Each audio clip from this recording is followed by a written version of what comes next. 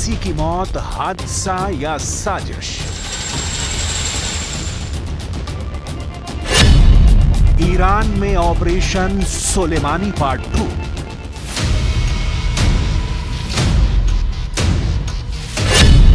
Hamas का जवाब, helicopter crash.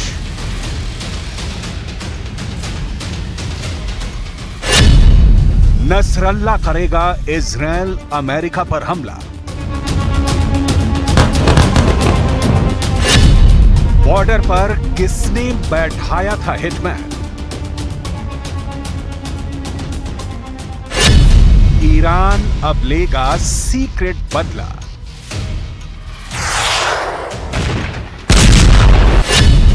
रईसी की मौत का ईएमपी कनेक्शन।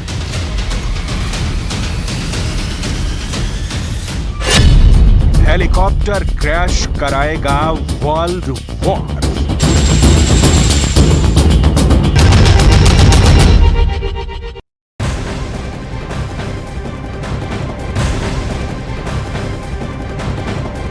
ईरान के राष्ट्रपति इब्राहिम रईसी के हेलीकॉप्टर क्रैश को लेकर बहुत बड़ी खबर। ईरान के पूर्व विदेश मंत्री जवाद जरीफ ने अमेरिका पर बड़ा आरोप लगाया। उन्होंने कहा कि अमेरिका की वजह से राष्ट्रपति रईसी का हेलीकॉप्टर क्रैश हुआ, हादसे का शिकार हुआ। उन्होंने यह भी कहा कि अमेरिका के आर्थिक प्रतिबंधों की वजह से ईरान में विमानों और हेलीकॉप्टर के कल पुर्जों की लगातार कमी हो रही है और ईरान के पूर्व विदेश मंत्री ने इस रईसी के हेलीकॉप्टर क्रैश से इसे सीधे सीधे जोड़ दिया है।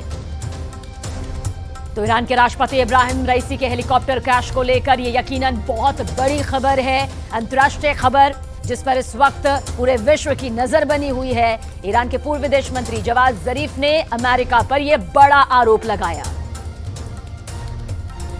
नमस्कार, आप देख रहे हैं कच्चा चिट्ठा, आपके साथ मैं हूं सबीना तामंग देशमुख। रईसी की मौत जिस पर अमेरिका और इजरायल अब तक खामोश है। सवाल उठने लाजमी है।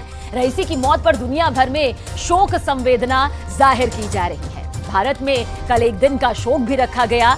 प्रधानमंत्री नरेंद्र मोदी ने कहा कि भारत ईरान की दोस्ती में रईसी की बड़ी भूमिका रही। रईसी की मौत अब एक बड़ी मिस्ट्री बन गई है।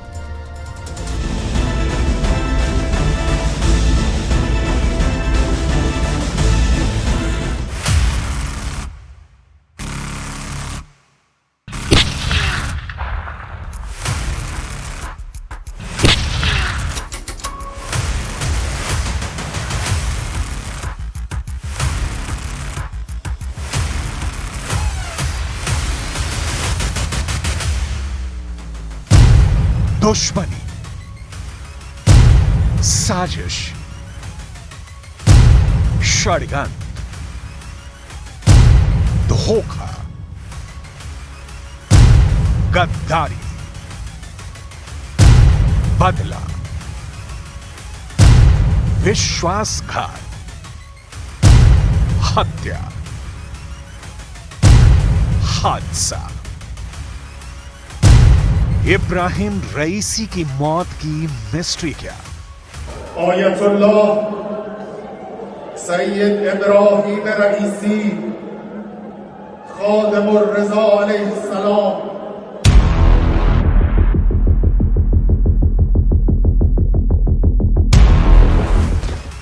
क्यों गिरा रईसी का हेलीकॉप्टर? कैसे हुई रईसी की मौत? जलने से, चोट लगने से या वजह कुछ और रही? रईसी की मौत की गुत्थी सुलझाने में दुनिया के बड़े बड़े एक्सपर्ट जुटे हैं। लिहाजा यह समझना बहुत जरूरी है कि रईसी की मौत सिर्फ हेलीकॉप्टर क्रैश की वजह से हुई या इसके पीछे कोई बड़ी साजिश है।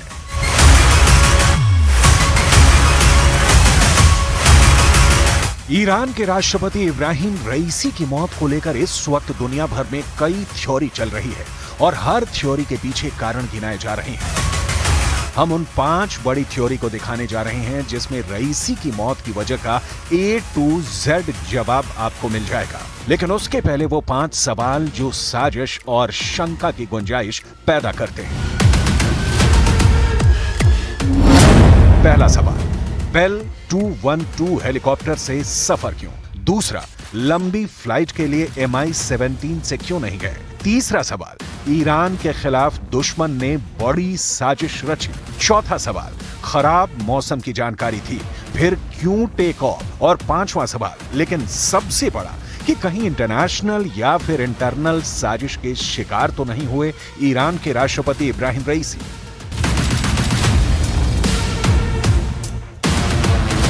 इन सवालों में रत्ती भर भी सच्चाई है तो फिर पूरी दुनिया के सामने नया और एक बहुत बड़ा संकट आने वाला है।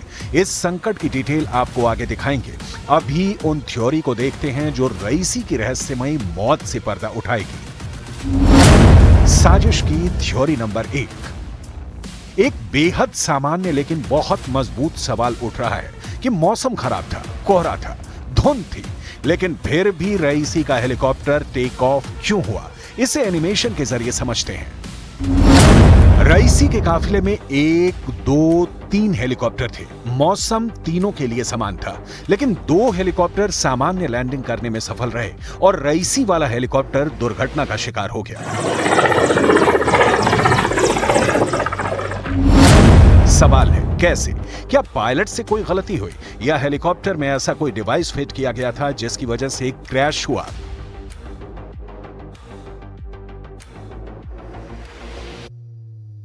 इस सवाल की तह तक जाने के लिए अजरबैजान से ईरान के रिश्ते को समझना होगा, जहां से रईसी का हेलीकॉप्टर टेक ऑफ हुआ। अजरबैजान ईरान की तरह ही शिया बहुल देश है, लेकिन अजरबैजान के रिश्ते ईरान से ज्यादा इजराइल से मजबूत रहे हैं।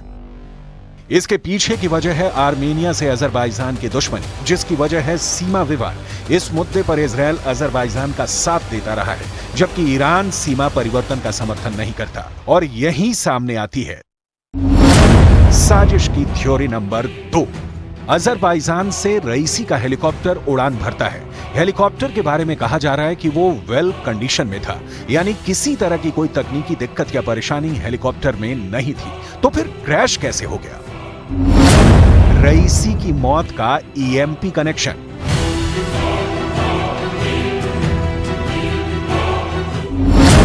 EMP मतलब electromagnetic pulse weapons. Electromagnetic pulse cannon से निकली तरंगों का इस्तेमाल करता है। यह एक सुपर शक्तिशाली माइक्रोवेव सिस्टम का उपयोग करता है। EMP से निकली ऊर्जा इलेक्ट्रॉनिक उपकरणों जैसे ड्रोन में वोल्टेज वृद्धि का कारण बनती है। इससे पहले कि ड्रोन या कोई दूसरा इलेक्ट्रॉनिक उपकरण अपने तापमान को नियंत्रित कर सके, यह इलेक्ट्रोमैग्नेटिक पल्स वेपन उसे बेकार बना देता है। तो क्या अजरबैजान में रईसी के हेलीकॉप्टर के टेक ऑफ के पहले उसमें EMP फिट किया गया या EMP के जरिए हेलीकॉप्टर को उड़ा दिया गया?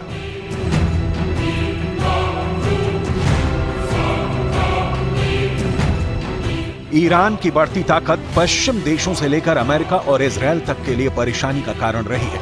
यूक्रेन युद्ध में रूस को ईरान के ड्रोन सप्लाई की वजह, परमाणु शक्ति का संवर्धन वो कारण है जिसकी वजह से NATO ताकतें बहुत तनाव में रही हैं। लिहाजा ये भी शंका पैदा हो रही है कि कहीं रईसी की मौत का कारण पश्चिमी देशों में रची गई कोई साजिश तो नहीं है। साजिश की थ्योरी नंबर 3। मध्य पूर्व में ईरान बड़ी शक्ति है और इब्राहिम रईसी इस शक्ति का केंद्र थे। एक ऐसा नेता जिसका अमेरिका घनघोर विरोधी रहा है। रईसी पर अमेरिका प्रतिबंध भी लगा चुका था। ईरान अमेरिकी प्रतिबंधों के कारण टेंशन में भी रहता था, क्योंकि मुल्क की तरक्की में ये प्रतिबंध बहुत बड़ी बाधा है। रईसी के नहीं होने पर अमेरिका या पश्चिमी ताकतें मिडिल ईस्ट में खुलकर खेल सकती हैं। 2020 में ईरान के लोगों के लिए हीरो माने जाने वाले जनरल कासिम सुलेमानी की एक अमेरिकी ड्रोन हमले में मौत हो गई थी और यही वजह है कि यह शंका जताई जा रही है कि कहीं रईसी की मौत के पीछे पश्चिमी ताकतें तो नहीं हैं। अमेरिका ने रईसी की मौत की वजह किसी तरह की साजिश होने से शुरुआती तौर पर इनकार किया है, लेकिन फुल प्रूफ इनकार अब भी बाकी है। जाहिर है शक की बड़ी गुंजाइश अब भी शेष है। साजिश की थ्योरी नंबर 4। ये रईसी थे जिन्होंने हमास का खुलकर समर्थन किया। ये रईसी थे जिन्होंने यमन के हूथी विद्रोहियों को समर्थन दिया। ये रईसी थे जिन्होंने लेबनान के हिजबुल्लाह का समर्थन किया और ये तीनों मिलकर इजराइल को जख्म देते रहे हैं। इसीलिए कहा जा रहा है कि रईसी के अंत में कहीं इजराइल का हाथ तो नहीं। ये तथ्य है कि हमास को ईरान से समर्थन मिलना बंद हो जाए तो गाजा से लेकर रफा तक इजरायल कब्जा कर ले, और यही वजह है कि रईसी की मौत का इजरायल से कनेक्शन जोड़ा जा रहा है। इस साजिश को मजबूती देने के लिए कहा जा रहा है कि अजरबैजान में जब रईसी मौजूद थे उसी वक्त इजरायल की खुफिया एजेंसी मोसाद ने उनके हेलीकॉप्टर के साथ छेड़छाड़ की। इजरायल अक्सर अपने दुश्मनों को विदेशी जमीन पर मारने की साजिश रचता है। मोसाद ऐसे ऑपरेशन को अंजाम देती है, लेकिन यहाँ ध्यान देने वाली बात है कि अजरबैजान में मोसाद ही एक्टिव नहीं है, बल्कि ईरान के रेवोल्यूशनरी गार्ड भी बड़ी तादाद में मौजूद हैं। सवाल घूम फिर कर वहीं पहुंच जाता है कि फिर क्या हुआ था रईसी के हेलीकॉप्टर के साथ? कैसे क्रैश हो गया हेलीकॉप्टर जिसमें रईसी की मौत हुई? साजिश की थ्योरी नंबर 5। एक शंका यह भी जताई जा रही है कि रईसी की मौत की वजह इंटरनेशनल नहीं, इंटरनल षड्यंत्र हो सकता है।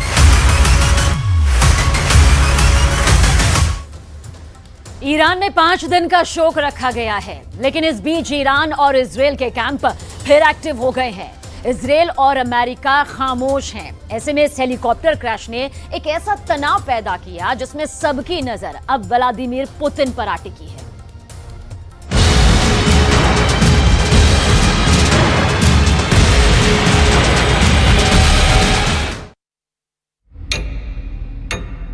उन्नीस मई 2024 पूरी दुनिया में इब्राहिम रईसी का हेलीकॉप्टर गायब होने की खबर ऐसी फैली जिसने पूरी दुनिया को हिलाकर रख दिया। ठीक 3 जनवरी 2020 की तरह जब ईरान के जनरल कासिम सुलेमानी की मौत ने बहुत बड़े युद्ध का खतरा पैदा कर दिया था। क्या रईसी की मौत एक बड़े युद्ध की दस्तक है? क्या रईसी का हेलीकॉप्टर क्रैश वर्ल्ड वॉर का लॉन्चिंग पॉइंट है? बात बहुत गंभीर है, क्योंकि एक देश के राष्ट्रपति की मौत हुई है। रईसी की मौत ईरान के अंदर हुए हेलीकॉप्टर हादसे में हुई और सुलेमानी की मौत बगदाद में अमेरिका के ड्रोन हमले में हुई। 4 साल के अंदर ईरान को ये 2 बहुत बड़े हाई प्रोफाइल सदमे लगे हैं, जिससे ना ईरान के दोस्त अलग रह सकते हैं और ना ही ईरान के दुश्मन। क्या ये वाकई ईरान में सुलेमानी पार्ट 2 है? एक तरफ ईरान की मिलिट्री लीडरशिप पर हमला हुआ और अब ईरान की पॉलिटिकल लीडरशिप का अंत हो गया। जिस हेलीकॉप्टर में इब्राहिम रईसी सवार थे उसमें उनके विदेश मंत्री हुसैन आमिर अब्दुल्लाहियां भी थे, यानी प्रेसिडेंट भी खत्म और विदेश मंत्री की भी मौत। ईरान के प्रेसिडेंशियल हेलीकॉप्टर क्रैश में राष्ट्रपति और विदेश मंत्री समेत 8 लोगों की मौत हुई है। पूरा ईरान मातम मना रहा है। अब यह हादसा है या साजिश? सवाल लगातार उठ रहे हैं। एक देश के राष्ट्रपति और विदेश मंत्री का ऐसे हादसे में मारा जाना, ये बात किसी के हलक के नीचे नहीं उतर रही। जब गाजा में 8 महीने से जारी इजरायल की बमबारी में 35,000 से ज्यादा लोगों की मौत हो चुकी है और उत्तरी बॉर्डर पर लेबनान की तरफ से हिजबुल्लाह इजरायल पर हमला कर रहा है, तब ईरान की लीडरशिप का सीधा मुकाबला इजरायल और अमेरिका से भी हो रहा है। दोनों कैंप एक दूसरे को एक आंख नहीं पसंद करते। एक तरफ बाइडन, नेतन्याहू और उनके नेटो के दोस्त, तो दूसरी तरफ हमास चीफ इस्माइल हानिया के साथ हिजबुल्लाह और ईरान की लीडरशिप खड़ी हुई है। इनके साथ रूस भी है और चीन भी खड़ा है।